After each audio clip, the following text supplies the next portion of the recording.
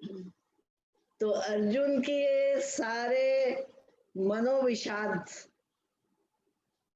और सारे बहाने प्रथम अध्याय में होने के बाद जब भगवान ने उसे जोर से डांटा कि कायर क्यों बन रहा है, तो थोड़ा चौंका वो, और चौंक के हाथ जोड़कर भगवान से प्रार्थना करता है कि मेरी बुद्धि ढकी गई है कृपणता के दोष से, और मुझे पता नहीं लग रहा कि मुझे क्या करना चाहिए और क्या नहीं करना चाहिए।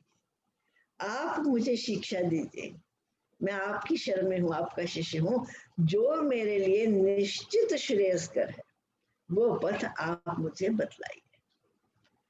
और इतना कह के वो चुप कर गया, अर्जुन चुप करके बैठ गया। और क्या कहता है, एक तरफ कह रहा है कि आप मुझे शिक्षा दीजिए, आप मुझे रास्ता दिखाइए, और फिर कहता है नायोत्स इति गोविंदम, पर हे गोविंद मैं युद्ध नहीं करूंगा। और ये सेंटेंस कह के चुप होकर वो बैठ गया। तो उसकी ये बात सुनकर, यहाँ तक हमने पिछले बार किया था 10th श्लोक तक, सो इस तरह जब वो बैठ गया तो भगवान उसकी बात सुनकर नाराज नहीं हुए, उसको डांटा नहीं कि अभी तो तूने कहा था तू मेरी बात मानेगा और अभी तू निश्चय कह रहा है, अपना निश्चय दे रहा है कि तू युद्ध नहीं करेगा। भगवान हंसने लग गए उसकी नादानी देख के, उसका कंफ्यूजन देख के। दोनों सेनाओं के मध्य में बैठे हुए अर्जुन को अब भगवान ने ये वचन कहे। क्या वचन कहे? श्री भगवान वाच अशोच्यान अन्वशोचस्त्वं प्रज्ञावादांश्च भाषसे गतासून अगतासूनश्च नानुशोचन्ति पंडिता। अर्जुन, तू तो समझता था कि तू बहुत बुद्धिमान है, अपने आप को तो बड़ा अक्लमंद समझता है, प्रज्ञावादांश्च भाषसे, अपने आप को बड़ा प्रज्ञावान समझता है तू। समझने की बात और है, लेकिन वो समझ हमारे जीवन में कितनी रेलेवेंट है, वो समझ हमारे जीवन में कितनी उतरी है, बात तो ये है देखने की। कहते हैं तू जिस बात का शोक नहीं करना चाहिए उस बात के लिए शोक कर रहा है, और समझ रहा है तू बड़ा अक्लमंद है, तू बड़ा बुद्धिमान है। देखो ना, अपने आप को कितना बुद्धिमान समझा होगा अर्जुन ने कि पहले अध्याय के 47 श्लोक सिर्फ अर्जुन ही बोलता चला जा रहा है, एक्सेप्ट संजय की जो इंटरसेप्शन है कहीं कहीं। भगवान ने मुख नहीं खोला, अपने आप को इतना बुद्धिमान समझता है। और कर्म क्या है कि जिस बात का शोक करना ही नहीं चाहिए, होना ही नहीं चाहिए, तो उस बात का शोक कर रहा है। क्यों? गतासून अगतासूनश्च नानुशोचन्ति पंडिता। जो वास्तव में पंडित लोग हैं, जो वास्तव में विद्वान लोग हैं, वो गए हुए लोगों के लिए या आने वाले लोगों के लिए शोक नहीं करते। जन्म मृत्यु जरा व्याधि दुख दोष अनुदर्शन, वो जानते हैं कि इस जीवन में जब जन्म हुआ है तो वहां जरा भी होगी, वहां व्याधि भी होगी, और वहां मृत्यु भी होगी। मृत्यु उतनी ही स्वाभाविक है, अब आगे जाके भगवान इसका स्पष्टीकरण करेंगे, जितना एक इन्फेंट जब होता है ना, न्यूबॉर्न चाइल्ड, ही ग्रोज अप इनटू ए टॉडलर, ठीक है, the toddler grows up and starts walking, that child grows up into his boyhood, and then his manhood, and then the old age. मतलब this is a natural process. जो पंडित है, पंडित किसे कहते हैं? जो बुद्धिमान है, जो शास्त्रों का ज्ञान रखता है, उसको ये पता है कि ये नेचुरल प्रोसेस है। नानुशोचन्ति, वो ऐसी बातों के लिए शोक नहीं कर रहे। अर्जुन शोक क्यों कर रहे हैं? अर्जुन को भय क्यों लग रहा है? मेरे अपने खड़े हैं, मेरे अपने कुल वाले हैं, मैं इन पर बाण कैसे चलाऊंगा? इनको मारकर इनके रक्त से रंगे हुए हाथों से मैं राज्य का उपभोग कैसे करूंगा? भगवान कहते तू तो बड़ा अपने आप को अक्लमंद समझता है, प्रज्ञावान समझता है, और आचरण तेरा ये है कि तू उस बात के लिए शोक कर रहा है जिस बात के लिए ज्ञानवान लोग कभी शोक नहीं करते। क्यों क्यों शोक नहीं करते? भगवान आगे एक्सप्लेन करते हैं। कहते हैं ना तो एव अहम जातो नासम ना त्वम ना इमे जनाधिपा ना चाहिए ना भविष्यामा सर्वे वयम तह परम। अरे ऐसी बात नहीं है। ना तो एव अहम जातु नासम ना त्वम ना इमे जना। ऐसी बात नहीं है कि इससे पहले तू नहीं था या मैं नहीं था या ये राजा लोग जो सारे तेरे सामने युद्ध क्षेत्र में खड़े हैं ये नहीं थे। यानी पहले भी ऐसी अवस्था हो चुकी है जीवन में। किस जीवन में? क्योंकि जीवन एक एटर्निटी है। हम जीवन समझते हैं कि जन्म से लेके मृत्यु तक ये जीवन है। कहते बहती नदियां, जीवन एक बहती नदियां है। टाइम इज एटर्नल, उसमें बुलबुले हैं, जन्म और मृत्यु की घटना है। भगवान कह रहे ऐसा समय नहीं था कि जब तू नहीं था या मैं नहीं था या ये राजा लोग नहीं थे। यानी इस क्षण से पहले भी, इस जीवन से पहले भी हम सब थे। और ऐसी भी बात नहीं कि भविष्य में ये नहीं होंगे या हम नहीं होंगे या तू नहीं होगा। हम सारे भविष्य में ही इसी प्रकार होंगे और हम सब भूत में भी इसी प्रकार रहे हैं। यानी शरीर के जन्म से पहले भी लाइफ इज ए कॉन्टिन्यूटी। इस शरीर के जन्म से पहले भी हमारी एग्जिस्टेंस है। इस शरीर की मृत्यु के बाद भी हमारी एग्जिस्टेंस है। हमारी क्या मतलब? सिर्फ कृष्ण और अर्जुन की नहीं, जितने लोग सब यहाँ उपस्थित तू देख रहा है रण क्षेत्र में, उन सबका पूर्व भी है इस युद्ध क्षेत्र से पहले और भविष्य भी है इस युद्ध क्षेत्र के बाद। यानी this is not the beginning and the end, this life is not the beginning and and. ये तो थोड़ा सा इंटरलूड है बीच में, आगे चल के भगवान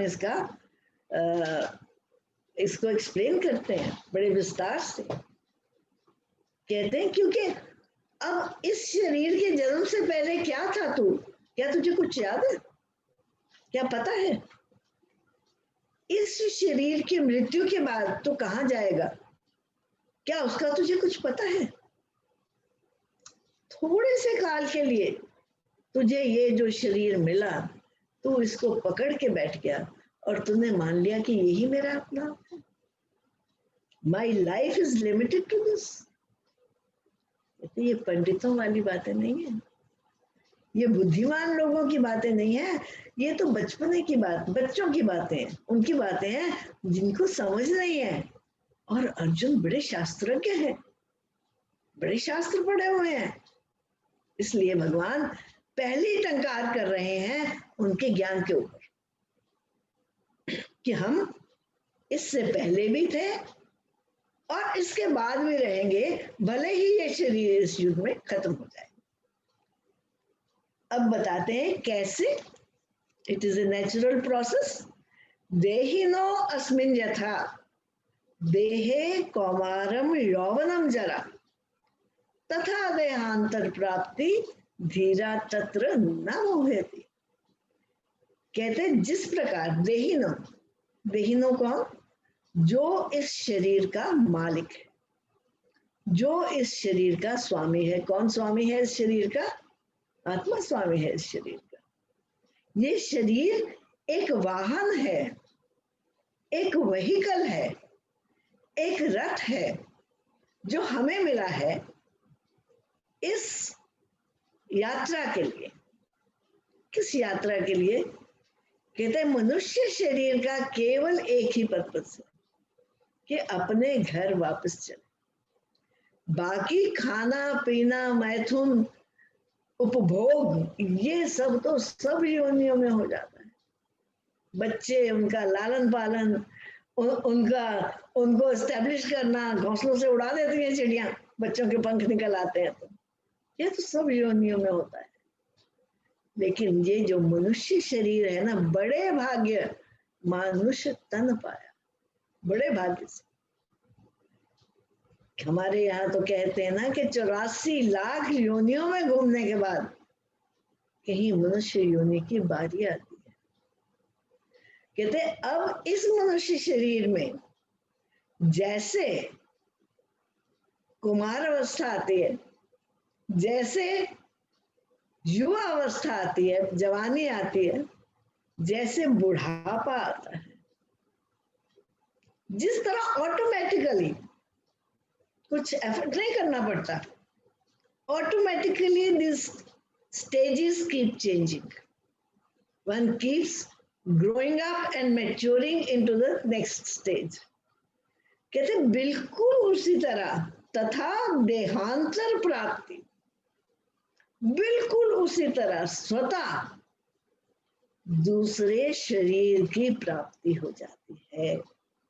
यानी एक शरीर छूट जाता है और दूसरे शरीर में जीव जाकर अपना बोरिया बिस्तरा खोल लेता है।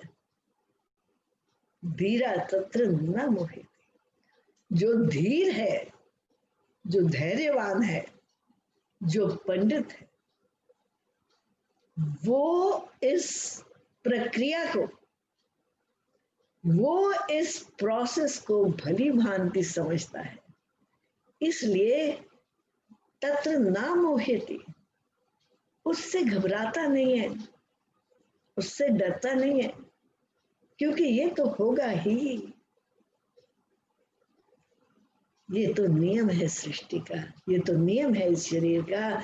जो आए सो जाएंगे, राजा रंक फकीर, फिर मैं क्यों रहूं? धीरा तत्र न मोह। जो धैर्यवान है, जो धीर है, वो इस बात में भ्रमित नहीं होगा, उसको कोई गलती नहीं। Is very clear, his vision is very clear. कहते अब इस शरीर में रह के भगवान आगे बता रहे हैं,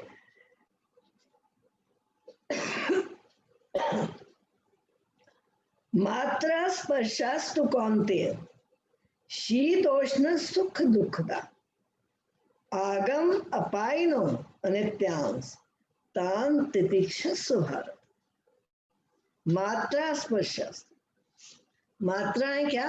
ये जो हमारी इंद्रियां हैं, इनका जब विषयों से संपर्क होता है, स्पर्श होता है, इंद्रियां जब संसार के कांटेक्ट में आती है, उस कांटेक्ट से भगवान कहते हैं हे अर्जुन, उस संपर्क से ये जो हमें कभी सर्दी लगती है, कभी गर्मी लगती है, कभी दुख होता है, कभी सुख होता है, ये सब क्यों होता है? क्योंकि इंद्रियों का कांटेक्ट विषयों से होता है। इंद्रियों के कांटेक्ट के कारण ये सारे अनुभव हमें होते हैं, और ये सारे जो अनुभव है ना, आगम अपाइनो, यानी आने और जाने वाले हैं, नथिंग इज स्टैटिक। आज बड़ी ठंड लग रही है, ठीक है ना, कल हम कहेंगे इतनी गर्मी, आज हीटर चला के बैठे हुए हैं अपने कंफर्ट के लिए।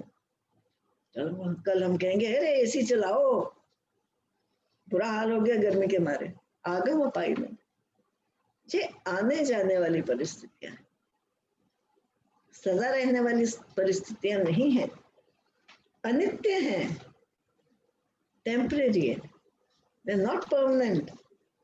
इसलिए तान तितिक्षस्व, इसलिए हे भारत, हे अर्जुन, हे भरत वंश के वंशज, तान तितिक्षस्व, इनको सहन कर, इनको सहना सीख।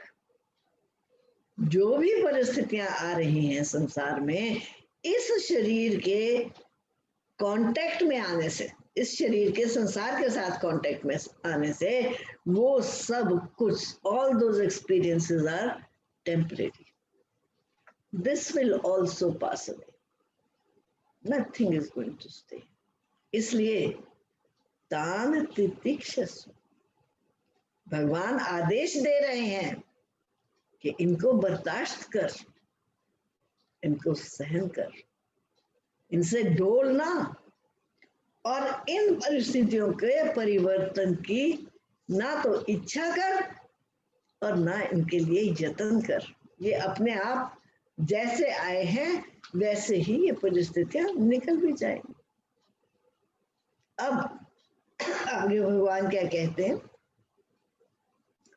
यम ही ना व्यथयन्ति एते पुरुषम पुरुषर्षभ सम दुख सुख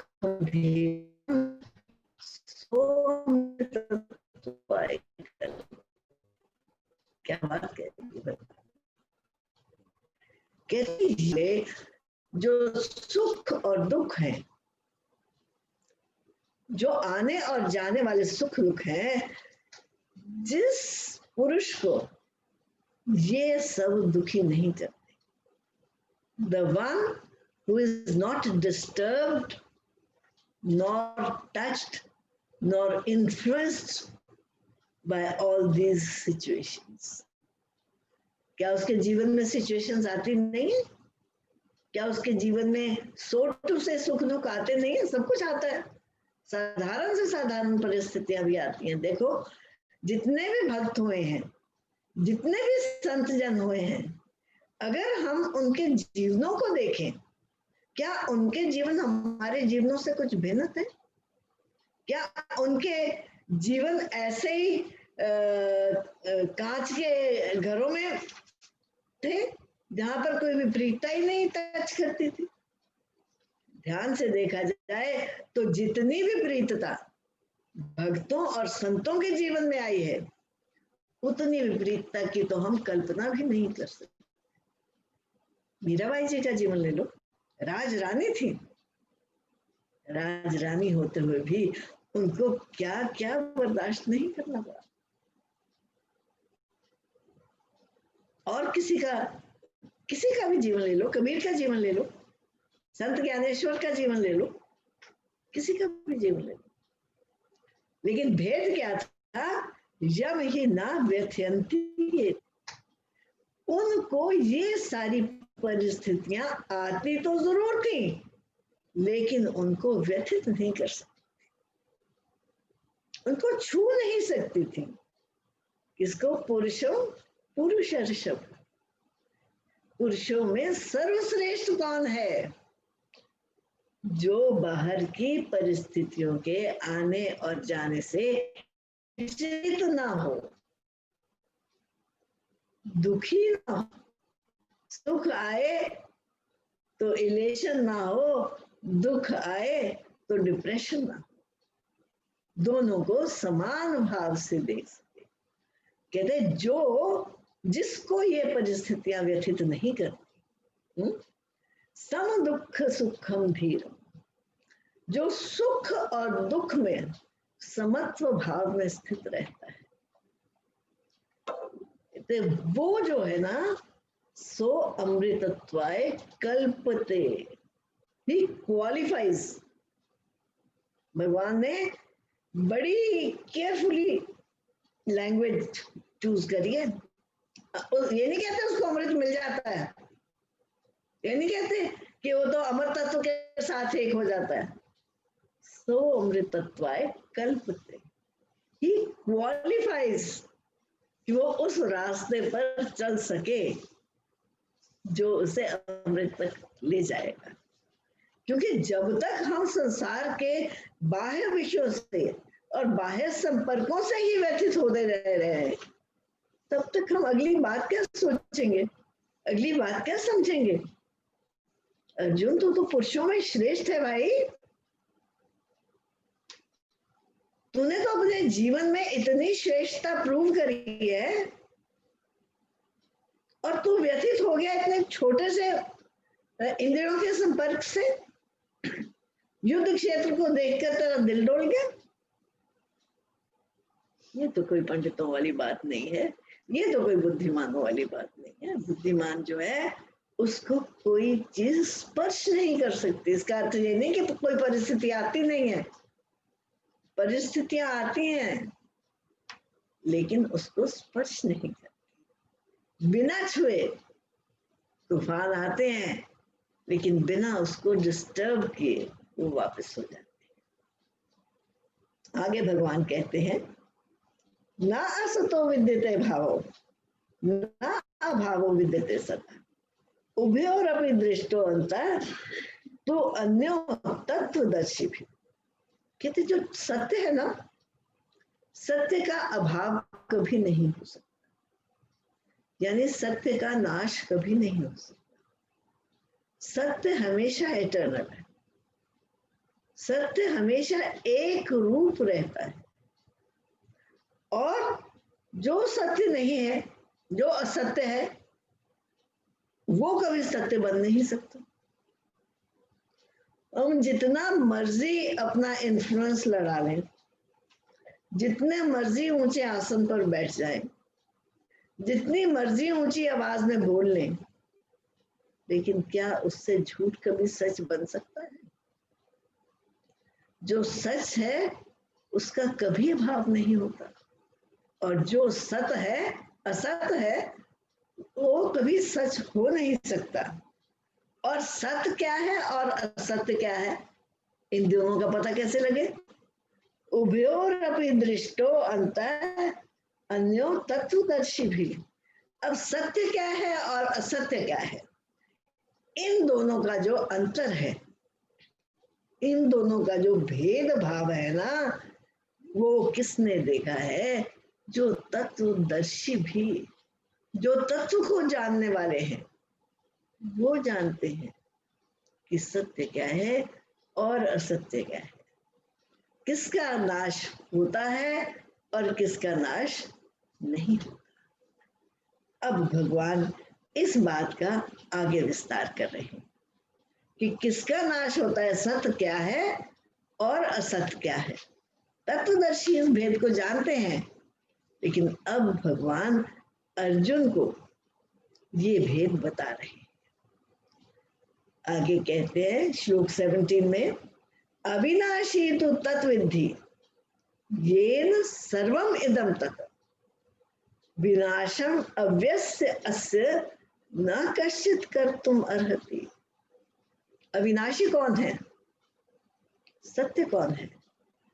कहा ना अभी कि जो सत्य है उसका कभी अभाव नहीं होता, उसका कभी नाश नहीं होता। कहते वो अविनाशी कौन है? कैसे उस अविनाशी को जाने?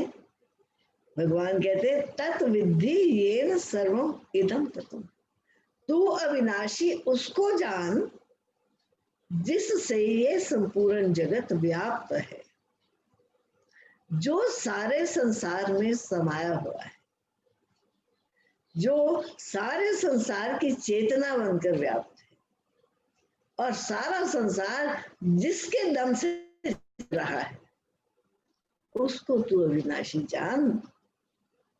कहते और जो अव्यय है, यानी ही इज एटर्नल, उसका कभी नाश नहीं होता, उस अमर तत्व का विनाश करने के लिए न कश्चित कर्तुम अर्हति, कोई भी उसका विनाश करने के योग्य नहीं है, यानी कोई भी उसका विनाश नहीं कर सकता।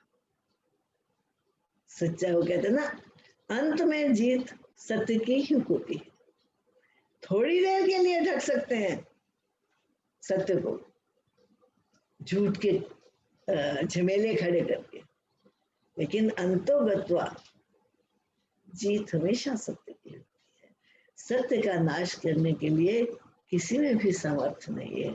संसार में कोई भी ऐसा बलवान नहीं जो सच्चाई का नाश कर सके। वो अविनाशी केवल वो तत्व है जो सब में व्याप्त है, जो सर्वव्याप्त है, जो कण कण में समाया हुआ है।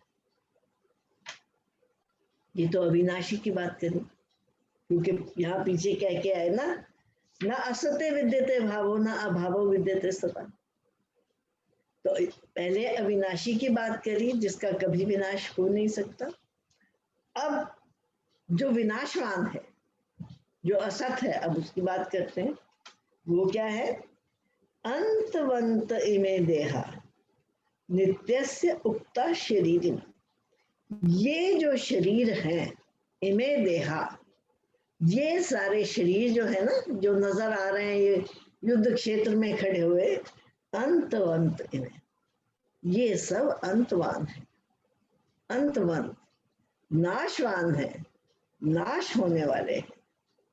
लेकिन इन सब नाश होने वाले शरीरों में जो हमेशा रहता है, जिसका कभी नाश नहीं होता, उसको क्या कहते हैं? शरीरी नाम। जो स्वामी है इन शरीरों का, जो मालिक है इन शरीरों का, उसका कभी नाश नहीं होता। वो कौन है? वो आत्मा जिसकी बात करके आए हैं, सर्वम इदम ततम, ये न सर्वम इदम, जिससे संपूर्ण जगत व्याप्त है। जब उस आत्मा के साथ संपर्क छूट जाता है तो शरीर तो ज्यों का त्यों पड़ा रहता है, उसके हर अंग वैसे के वैसे पड़े रहते हैं, कोई कमी नहीं आती उसके अंगों में। लेकिन वो जो इतना जीवंत था, जो अपने सामने किसी को खड़े होने की इजाजत नहीं देता था, जो इतना अपने आप को श्रेष्ठ समझता था, आज धरती पर मिट्टी में मिट्टी बनकर पड़ा हुआ है। शरीर में तो कुछ भेद नहीं आया, तो भेद क्या आया कि वो जो शरीरी था, वो जो इस शरीर का स्वामी था, वो जो आत्मा था, जिस आत्मा की चेतना से ये शरीर चल रहा था ना, उसका संपर्क टूट गया, उसने इस शरीर का त्याग कर दिया। और वो जो आत्मा है ना, अनाशिनो अप्रमेय, उसका कभी नाश नहीं होता, और उसके बराबर इस संसार में दूसरा कोई नहीं है। अनाशिनो अप्रमेय, उसका कभी नाश हो ही नहीं सकता। इसलिए अर्जुन तस्मात् युद्धस्व, इसलिए अर्जुन उठ और युद्ध कर, क्योंकि जिन शरीरों के मरने से तू डरता है, वो इन एनी केस मरने वाले हैं, वो इन एनी केस हमेशा रहने वाले नहीं है। ना सते विद्यते भावो ना अभावो विद्यते सता, वो तो जाने ही वाले हैं। और जो आत्मा है, जो उन शरीरों का स्वामी है, उसका तो कभी नाश हो ही नहीं सकता, वो तो अविनाशी है, किसी में सामर्थ्य नहीं कि उसका नाश करे। इसलिए तू क्यों घबराता है? अगर शरीर मरने से घबराता है तब भी तेरा घबराना गलत, और अगर तू समझता है कि आत्मा के मरने से आत्मा मर जाएगी, ये लोगों से मेरा नाता टूट जाएगा, तब भी गलत। दोनों तरफ लॉप साइडेड व्यू है तेरा। तेरी दृष्टि जो है ना, सत्य पर नहीं टिकी। भगवान रीजनिंग से उसको लीड कर रहे हैं, ऑर्डर नहीं दे रहे हैं। तस्मात् युद्धस्व, इसलिए युद्ध कर, because either way your reasoning is wrong, either way your thinking is wrong. आत्मा का नाश नहीं होगा, शरीर का बचाव हो नहीं सकता। इसलिए उठ और युद्ध कर, क्योंकि ये तेरा कर्म क्षेत्र है। You have been faced with this situation, you can not escape it, you have to do your duty. अब और विस्तार से उसे क्लियर करते हैं। य एनम वेति हंतारम यश्चैनम मन्यते हतम उभौ तौ न विजानीतो न अयम हंति न हन्यते। हे अर्जुन, जो ये मानता है, क्योंकि अर्जुन ये मान रहा है मेरे गुरु और मेरे दादा मेरे सामने खड़े, मैं इनको कैसे मारूंगा, ये सारी बातें कह के आया अर्जुन। कहते जो ये मानता है कि इनको मारा जा सकता है,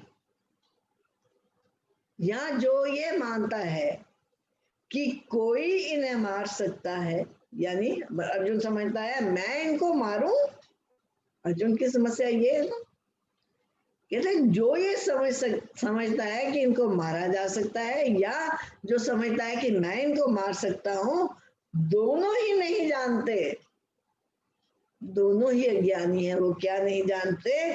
न अयम हंति न हन्यते, न ये आत्मा किसी को मारता है, न इस आत्मा का किसी के द्वारा हनन किया जा सकता है, न इसको किसी के द्वारा मारा जा सकता है। यानी अपनी दृष्टि पंच भौतिक शरीर से उठा और उस आत्मा को देखने की कोशिश कर।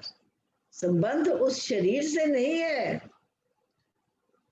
शरीर तो वही बड़ा होता है भूमि पे। ये बड़ा सुंदर वार्तालाप है रामायण में, जब भगवान बाली का वध करते हैं। बाली पड़ा हुआ है धरती पर और उसकी पत्नी तारा बड़ी विदुषी है और वो विलाप कर रही है। बाली सुग्रीव? हाँ, सुग्रीव का भाई जो बाली, वो बहुत विलाप कर रही है। तो भगवान उनसे प्रश्न करते हैं कि आप विलाप किसके लिए कर रहे हैं? आपका पति चला गया, कौन है आपका पति? अगर इस शरीर को आप अपना पति मानती हो तो शरीर तो ये सामने पड़ा है, वैसे का वैसे, वही मुख है, वही आंखें हैं, वही कान है, वही हाथ है, वही वक्षस्थल है, वही भुजाएं हैं, सब कुछ वही है। अगर शरीर को पति मानते हो तो शरीर तो सामने पड़ा है, फिर व्यथा किसके लिए? व्यथा उस शरीर के लिए जो उस शरीर को छोड़कर चला गया, उसके लिए व्यथा का कोई सवाल ही नहीं उठता, क्योंकि उसका तो कभी नाश हो ही नहीं सकता, वो तो अमर है, आत्मा तो अमर है। इसलिए कहते वो जानता है कि ना आत्मा को मारा जा सकता है, ना आत्मा किसी को मार सकता है। जो ज्ञानी है, जो तत्वदर्शी है, वो इस बात को जानता है। न जायते म्रियते वा कदाचित, न अयं भूत्वा भविता वा न भूय, अजो नित्य शाश्वतो अयं पुराणो न हन्यते हन्यमाने शरीर। ये तो वो जो आत्मा है, वो जो अविनाशी है, वो जो शरीर का स्वामी है, उसका तो ना कभी जन्म होता है और ना उसकी कभी मृत्यु होती है। और ऐसा भी नहीं है कि वो कल था या आज है या वो कल नहीं होगा, यानी there is no past, present and future for that. अजो नित्य क्यों नहीं है ऐसा? क्योंकि वो अज है, उसका कभी जन्म ही नहीं हुआ। जन्म शरीर का हुआ है, जन्म आत्मा का नहीं हुआ। वस्त्र नया धारण किया गया है, लेकिन वस्त्र तो नहीं हो गया ना मैं। बड़ी सुंदर साड़ी आई, पहन के बड़ा दिल खुश हुआ, ठीक है, खुश हो गया, लेकिन क्या मैं साड़ी बन गई? क्या मैं वो वस्तु बन गई? क्या वो मैं आउटफिट मेरी, मैं वो आउटफिट हो गई? आउटफिट मेरी है तो मैं तो आउटफिट नहीं हूं।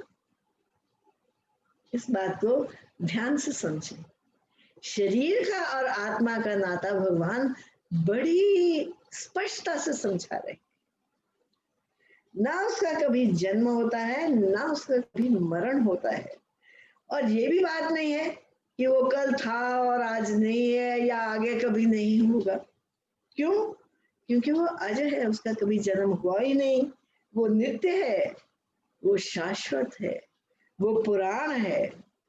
और ना हन्यते हन्यमाने शरीरे, इस नाशमान शरीर में, यानी इस मारे जाने वाले शरीर में भी वो आत्मा कभी मारा नहीं जा सकता।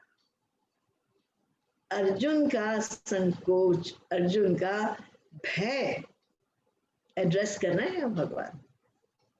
अर्जुन को भय ये है कि मैं इन पर बाण कैसे चलाऊंगा, मैं इनको कैसे मारूंगा। भगवान कहते तो मार ही नहीं सकता, तेरी रीजनिंग ही कोक्टॉइड है, तेरी दृष्टि गलत है। क्योंकि ना वो आत्मा मारा जा सकता है और ना किसी को मार सकता है। और आगे स्पष्ट करते हैं, वेद अविनाशिनम नित्यम या एनम अजम अव्यय। कहते उसको तो अविनाशी जान, उस आत्मा को अविनाशी जान, उसको नित्य जान, उसको अजन्मा जान, उसको अमर जान। कहते अगर इस सत्य को तूने जान लिया, अगर इस सत्य को तूने पहचान लिया, तो फिर कथम सा पुरुषा भारत कम घाता अंतिकम। जिसने इस सत्य को जान लिया, फिर हे भारत बता वो किसको मारेगा और उसको भला कौन मार सकता है?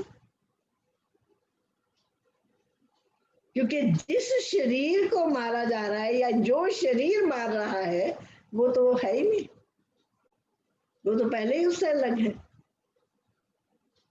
इसलिए हे अर्जुन तू जान, तू इस सत्य को जान, वेद अविनाशिनम नित्यम। तो उस नित्य को जान, उस अविनाशी तत्व को जान, जिसका ना कभी जन्म होता है, जिसका ना कभी मरण होता है। अगर तू उस तत्व को जान लेगा, फिर किसको मारेगा और किसके द्वारा तू मारा जाएगा। यानी तेरे जितने भी रीजनिंग है, तेरे जितने भी आर्गुमेंट्स हैं, वो सब निरर्थक हो जाएंगे इस अंडरस्टैंडिंग के साथ। आत्मा की बात स्पष्ट करने के बाद अब भगवान शरीर की कहानी बता रहे हैं कि शरीर की क्या अवस्था है।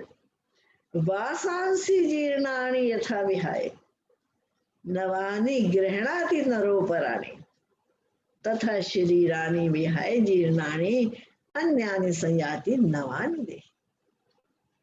हमारे वस्त्र पुराने हो जाते हैं ना, हम कंडम कर देते हैं, हम उनको रिजेक्ट कर देते हैं, हम कहते हैं अब ये काम का नहीं है, इसको फेंको, ठीक है। और नए वस्त्र कितने शौक से हम लेके आते हैं और कितने उत्साह से हम नए वस्त्र पहनते हैं। कहते जिस तरह प्राणी जो है, जीव जो है, अपने पुराने फटे हुए जीर्णानि फटे हुए वस्त्रों को त्याग कर, फेंक कर नए वस्त्रों को ग्रहण करता है, उसी प्रकार आत्मा फटे पुराने शरीरों का त्याग करके नए शरीर को धारण करता है। और इसका जिसकी ये अंडरस्टैंडिंग है, जिसने ये बात समझ ली है, उसका दृष्टिकोण कैसा होता है ये हमने अपने पापा जी के जीवन में देखा। शरीर जीर्ण था और शरीर की ये अवस्था थी कि ऑलमोस्ट 24 आवर्स ऑक्सीजन लेनी पड़ती थी उन्हें बाहर से, क्योंकि लंग्स काम नहीं कर रहे थे। लेकिन उनके मुंह की दमक, कभी किसी मत्थे पे कभी भी थ्योरी देखी हो मुझे तो याद नहीं, मैं 24 घंटे उनके पास रहती। चलो भाई अब हम चलते हैं, इसी मुस्कान के साथ। हमारे साथ ऐसी बात नहीं करते थे, लेकिन कभी हम बाहर होते थे या कुछ जो सेवक थे जो उनकी सेवा करते थे, परिचर्या करते थे, देख रेख करते थे, उनसे हमें पता लगता था। चलो भाई अब हम चलते हैं। पापा जी कहाँ जाओगे आप? कमरे से बाहर तो आप जा नहीं सकते, व्हील चेयर से तो आप उठ नहीं सकते, अगर कहीं जाना भी है तो व्हील चेयर पे लेके थोड़ा सा घुमा सकते थे जो परिचारक होते थे। कहाँ जाने को तैयार हो पापा जी? तो पापा जी हंस पड़ते, तू नहीं समझेगा इस बात। उत्साह था जीर्ण वस्त्र को त्यागने का और नवीन वस्त्र को धारण करने का। क्यों उत्साह था? क्योंकि जीवन का प्रयोजन, एकमात्र प्रयोजन था अपनी आध्यात्मिक यात्रा के लक्ष्य तक पहुंचना। इसलिए कोई खींच नहीं थी उनको।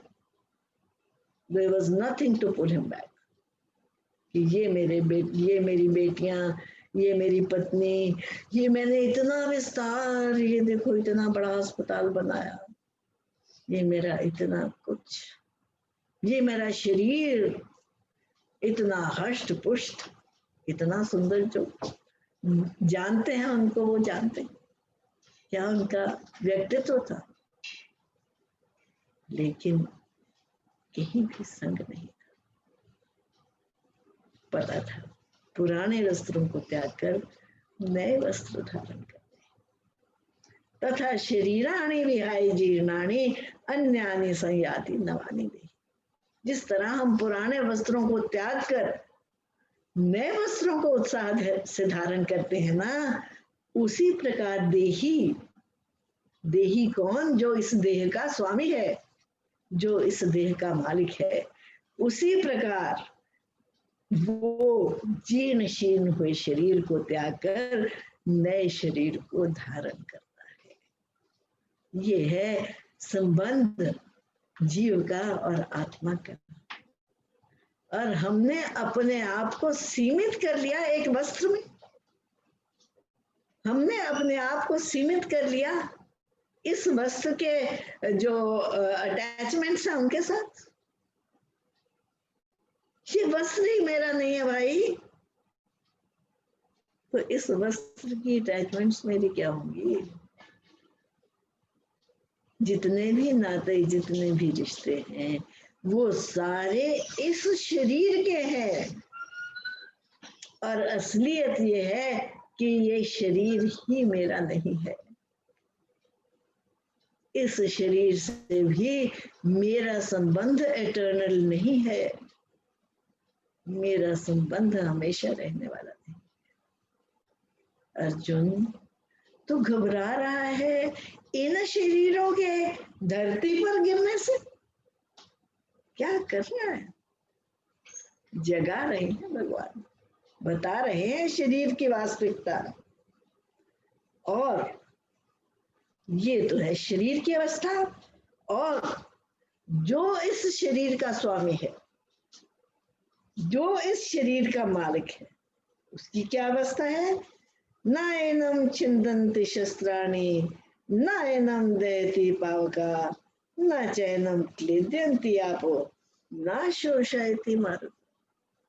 भाई, उसको तो कोई शस्त्र काट नहीं सकता, उसको तो कोई शस्त्र आहत नहीं कर सकता, उसको तो कोई अग्नि जला नहीं सकती, अरे उसको तो कोई जल गला नहीं सकता।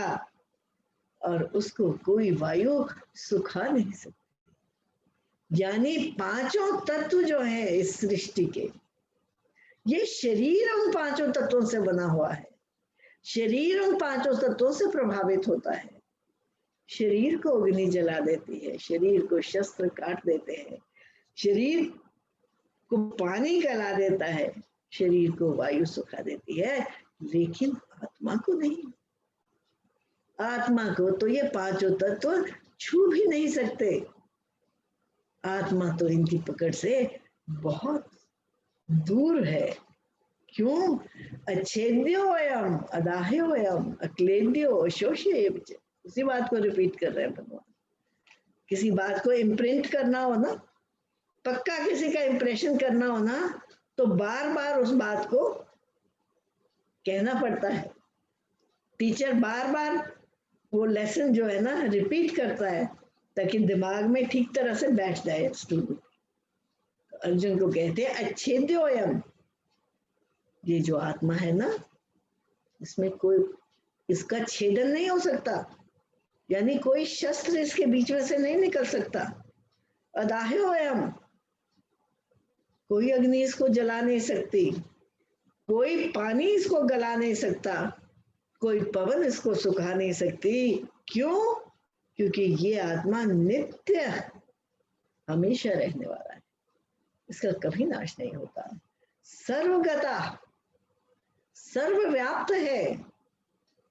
कोई भी कण ऐसा नहीं जहां वो आत्मा व्याप्त नहीं। स्थाणु अचलो अयम, वो सनातन है, उसको अपने स्थान से कोई डिगा नहीं सकता। तू किस बात का शोक कर रहा है अर्जुन? तू जाग। तू तो अपने आप को पंडित मानता है, तू तो समझता है तू बड़ा पढ़ा लिखा है। तो these are the basic facts of life. You have forgotten the basic facts of life. जीवन की सत्यता को भूलकर हम समझते हैं हम बड़े प्रोग्रेसिव हो गए, हम बड़े उन्नतिशील हो गए। का खागा तो अभी आया नहीं। का खागा तो ये है कि जो जन्मेगा, जो आए हैं सो जाएंगे। राजा रंग फकीर। शरीर का तो यही गति है ना, और आत्मा को फर्क नहीं पड़ता। इस बेसिक फैक्ट को अगर नहीं समझेगा तो आगे कौन सा ज्ञान आ जाएगा तुझे? फिर कहते अव्यक्तोयम अचिंत्योयम। अब आत्मा, उसका क्या स्वरूप है, उसका क्या स्वभाव है? अव्यक्तोयम, उसका रूप तो है ही नहीं। शरीर तो पांच तत्वों से बना हुआ एक बुत है ना, जो दिखता है, जो व्यक्त रूप है। आत्मा तो व्यक्त है, अचिंत्योयम, उसके बारे में सोचा भी नहीं जा सकता, उसके बारे में चिंतन भी नहीं किया जा सकता, उसमें कोई विकार भी नहीं है, ऐसा कहते हैं शास्त्र। जिन्होंने उसे पाया है, जिन्होंने उसको जाना है, वो ऐसी बात कहते हैं। इसलिए तस्मात् एवं विदित्वैनम नाश अनुशोचितुम अर्हसि। इसलिए तू इस बात को जान ले, और जब तू इस बात को जान लेगा ना अनुशोचितुम अर्हसि, तुझे शोक नहीं होगा, क्योंकि तू शोक करने योग्य नहीं है भाई। तू बड़ा लिखा है, तू जानता है, इस बात का शोक कर रहा है। इसलिए जो तेरा शोक है ना, वो उचित नहीं है। भगवान कह रहे हैं अर्जुन को, और जगा रहे हैं आत्मा और शरीर की बात समझाकर।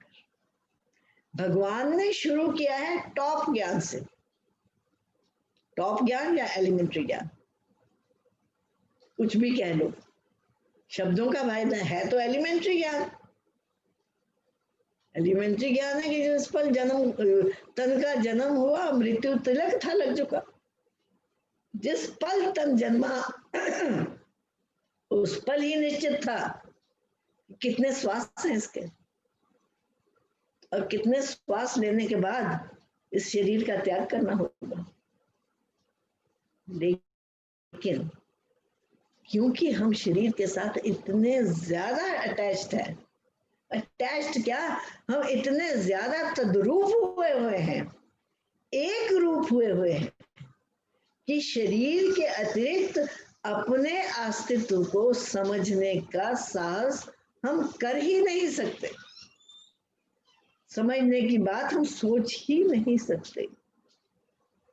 इसलिए अर्जुन को भी कठिनाई हो रही है इस डिस्टिंक्शन को समझने के लिए, जो डिस्टिंक्शन भगवान शरीर में और आत्मा में कर रहे हैं।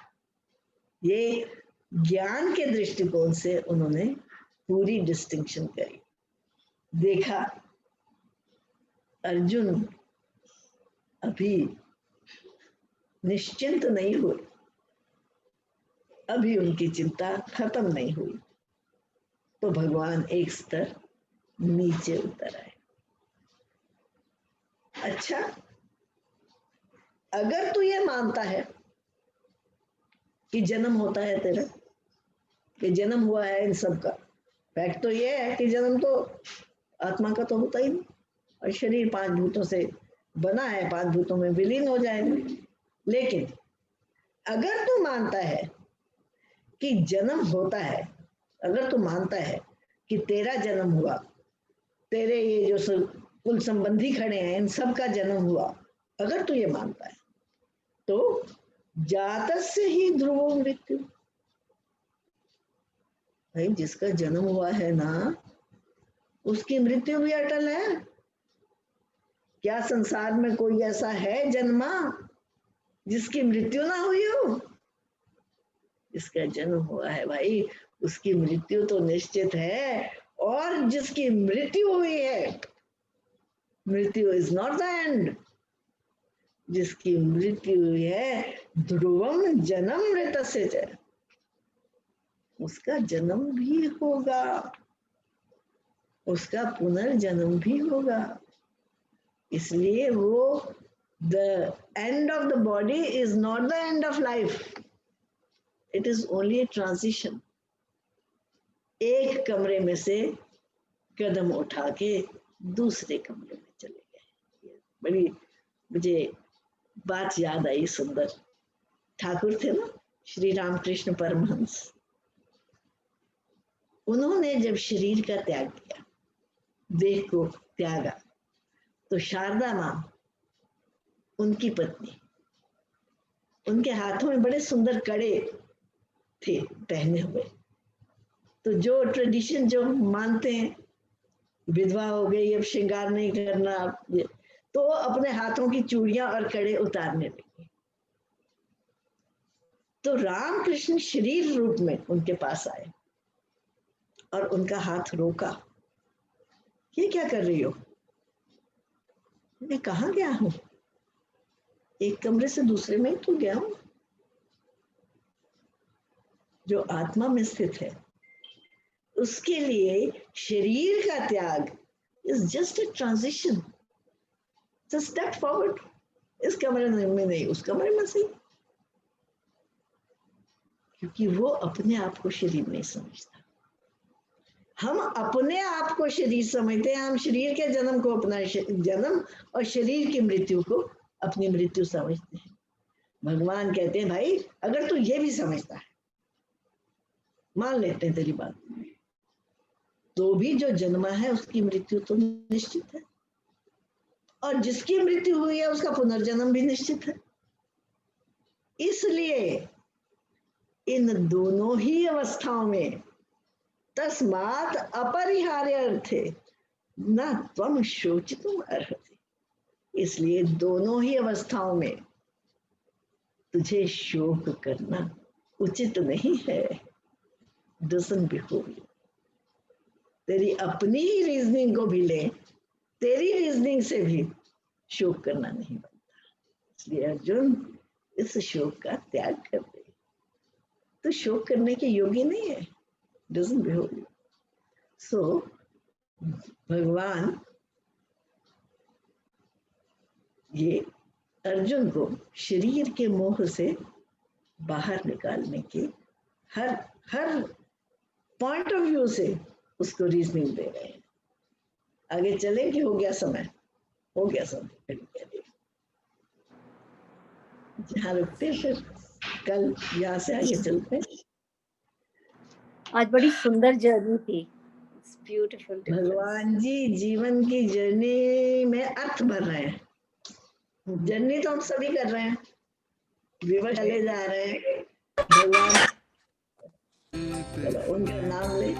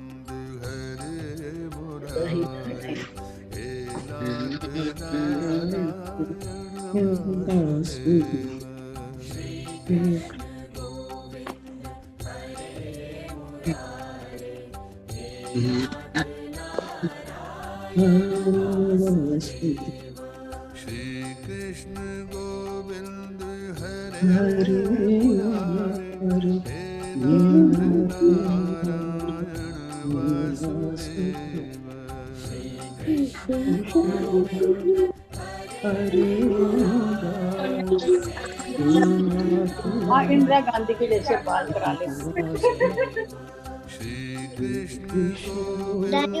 दादा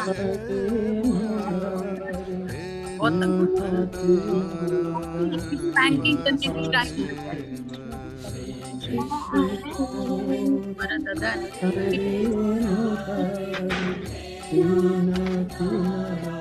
आपको अच्युतम केशवम राम नारायण कृष्ण वासुदेवम। अभी तो 4:30 भी नहीं हुए। 4:30 अच्छे से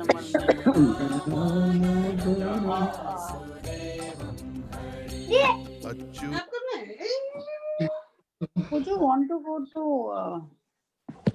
but I don't want to leave Atul alone only. We will sing piano, man. हाँ, let's go.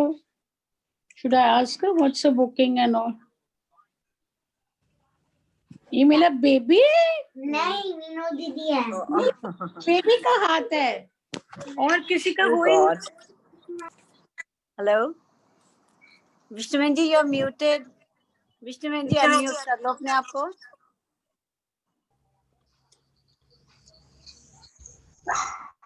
विष्णुमन ji please unmute. हाँ, थैंक यू। विष्णुमन जी का म्यूट हो गया मेरा ख्याल है। चलो कल मिलते हैं जी इसी समय पे। Beautiful, thank you, Anju. Thank you, Manju. We are on a beautiful journey. Beautiful, बहुत सुंदर, Thank you. और परसों सुबह कितने बजे का है? वो कल बात कर लेते हैं सबके साथ। I just wanted to tell, परसों इस गीता जयंती, the day भगवान जी spoke गीता। तो कह रहे हैं कि गीता जयंती पे गीता का अध्ययन करने से बहुत पुण्य मिलता है। So if everybody is with it, should we do it from 11 to 12 or 10:30 to 11:30? सुबह कर ले। दोनों सूट करता है हमें। चलो कल विष्णुमन जी से बात करके ना कल इस टाइम पे हम डिसाइड कर लेंगे जी। ठीक है। Okay. All the best. Thank you जी। Okay जी, Thank you. Thank you.